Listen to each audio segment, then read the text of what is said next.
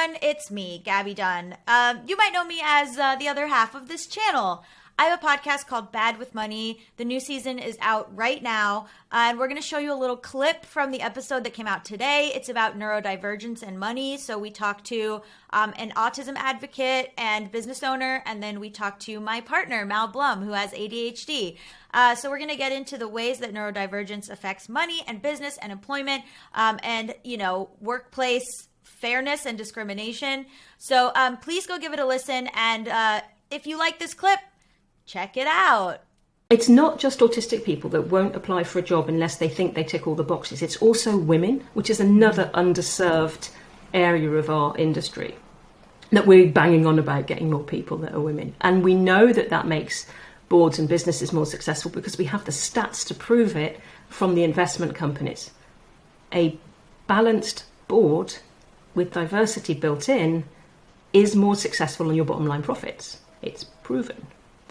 So, given that it will help women and given that it will help autistic people and other people, all you need to do, and this is not rocket science, is look at your job description and pull out the things that are absolutely essential, like knife juggler wanted, must be able to juggle knives. Accountant wanted, must be able to use this accountancy software, probably. So you pull that out and then you take all the other stuff and you put it to one side, or you put it at the bottom of the advert and you go, if you have these things, it's beneficial, but not essential, or could be trained for. And then what you do is you're opening up your candidate pool to a wider variety of people. If you don't do that, what you're likely to do is get a disproportionate proportion of men applying, because it's been proven that they will tend to apply for jobs that they don't meet all the criteria in, because that's just human nature and behavior types. So that's one of the things. The other thing that I've been told by various neurodivergent people is that all of the kind of legalese that you see at the bottom of those job adverts, we will recruit on the basis of, and it's just legalese. Doesn't mean anything to anybody anymore because every job advert has it. So if you're genuinely wanting to do these things, you put a welcome mat out, just put it at the top. My goodness, people spend more time telling people about the free Coke and ice cream and gym membership than they do saying, we welcome neurodivergent applicants. We welcome different genders or sexualities. Please come and apply. These are the sort of accommodations. So if you need to arrive later, if you need a different type of interview, please let us know. We're perfectly happy accommodating people. It's standard in our business. If you put that at the top of a job advert rather than the free Coke and gym membership, I guarantee you that you would increase the likelihood that neurodivergent people would apply. So do you think that you think about money in a different way? That's interesting, because I don't know how other people think about money outside of my brain, but yeah, just what you've observed. Sure. I know that it was sort of explained to me, I think, from an early age. You have impulsivity problems, and you have to work on that. You have to work. That was like the main thing that I was like helped to work on as a kid.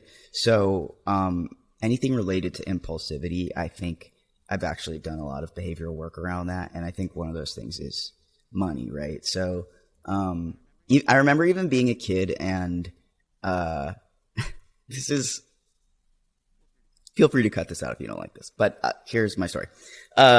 I went to public school. I don't know if anybody else who went to public school ever did this thing where they called it the holiday boutique. Oh, yeah. You know what I'm talking about? Yeah. So they set up these little tables with these trinkets or whatever, and the kids come in with, $5, $10, and they get like little like tchotchkes for their family. And they're like, I'm buying presents for my family at the holiday boutique, So I remember my parents, they still tell this story of like every time we would go every year, they would like give me and my little sister, they give us each like a $10 bill, right? And Steffi would, you know, buy all her presents and like come home and be like, I bought them all, here you go. And I would buy all the presents for people, and I would buy like for the least amount of money I could, I guess. And so I would like come home with presents for everyone, but I would have like $8 left, and I would like give it back to them and be like, I only spent $2 or whatever. So I think that I, you know, had a sense of like, I think I had a sense early on that my impulsivity could be tied to like money spending stuff. And I think I overcorrected, and I'm like overly like careful because I don't like trust myself, if that makes sense.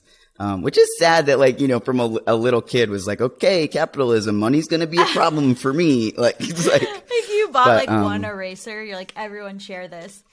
Kind of. Also like attachment to things. So like we talked about like kind of being unable to call and cancel subscriptions, that, and then also like attachment to things. So like hoarding. Yeah. What's that about? Yeah. Sure. Yeah, I have a tendency towards that, which if gone unchecked, I think would be pretty bad. Why can't you get rid of anything?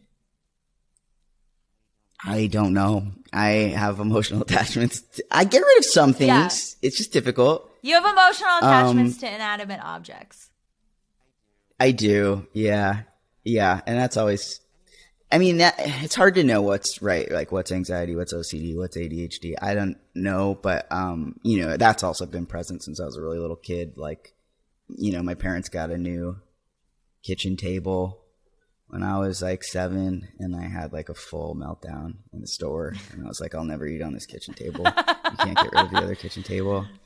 And they were like, this is so weird. What's wrong with you? And I was like, I don't know. I don't have language for it. So I'm throwing a tantrum about the table. Yeah. Yeah. So I don't know. Or like replacing things or getting new things, I think is like, you'll do it all in one sweep, but then you'll like keep some stuff that, like, I get rid of clothes all the time and you don't do that.